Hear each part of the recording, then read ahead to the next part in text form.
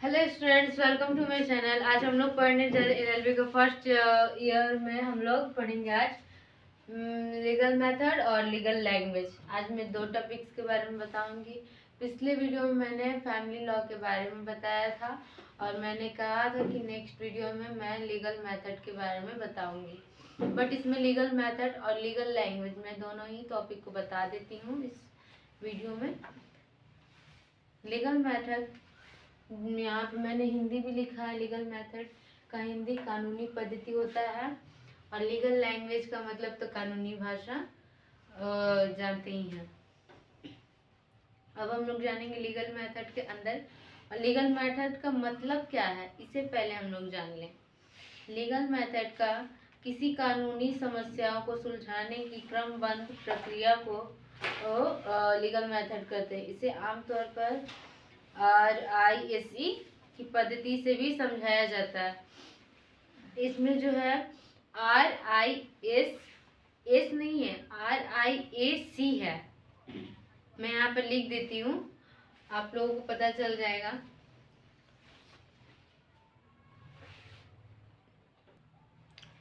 तो मैंने यहाँ पे IRAC लिख दिया है।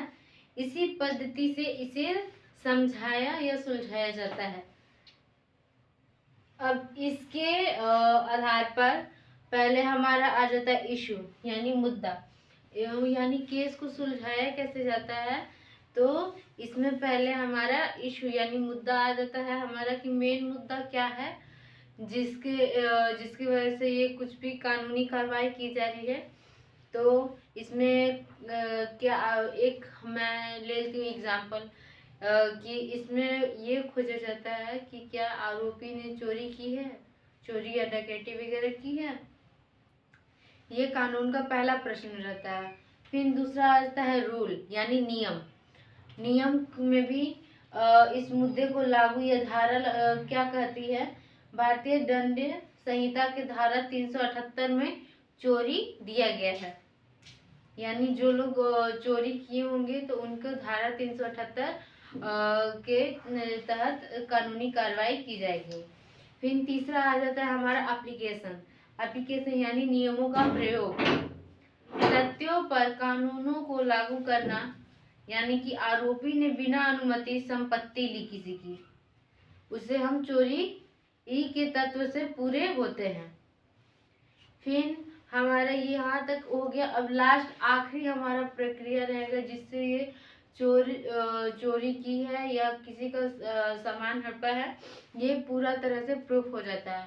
तो उसके लिए हमारा चौथा और आखिरी निष्कर्ष निकलता है यानी काउंसलिंग होता है। काउंसलिंग में अंतिम निष्कर्ष होता है कि आरोपी दोषी है या नहीं है।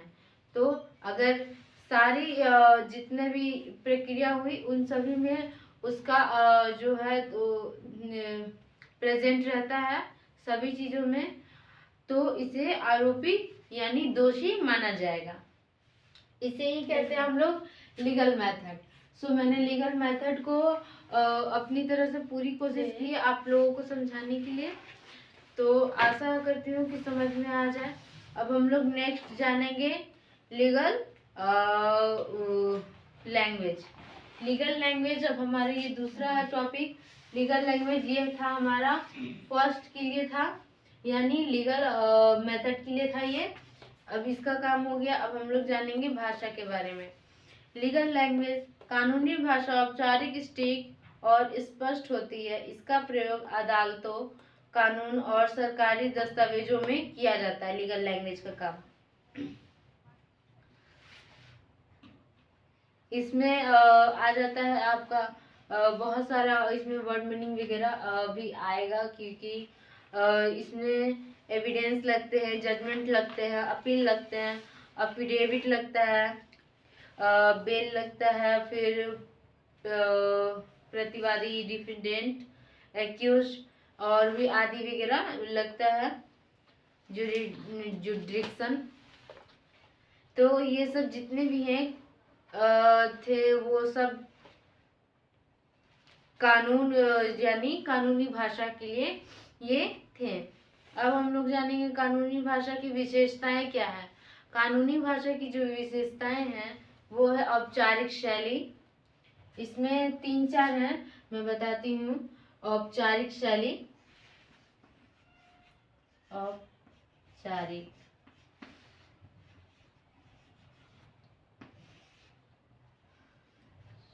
शैली। फिर हमारा दूसरा आ जाता है तकनीकी शब्दों का प्रयोग।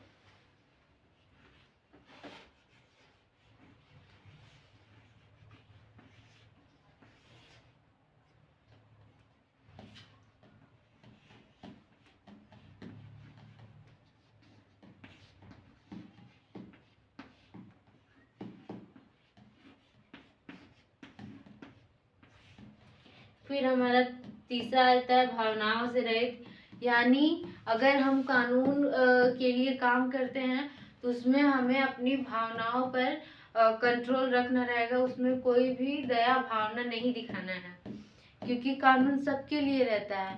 किसी के कहने से उसे बदलना नहीं है, उसे अपने सत्य पर अटल रहना रहता है। इसलिए भावनाओं से रहित रहना रहता है, इसमें ये भी आ जाता है।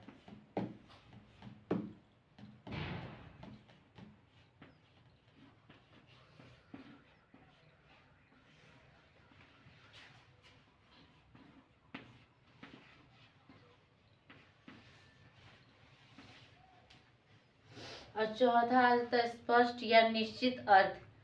हमें कोई भी कानून के लिए स्पष्ट और निश्चित अर्थ निकालना रहता है। तो यहाँ ये तो फर्स्ट हो गया, ये दूसरा, ये तीसरा, स्वाद कैसे लग रहा है, और ये हमारा चौथा आ जाता है स्पष्ट और निश्चित अर्थ। स्पष्ट एवं निश्चित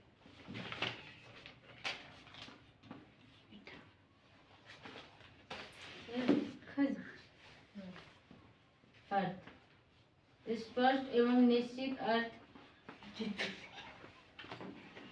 ये हमारा चौथा रहेगा।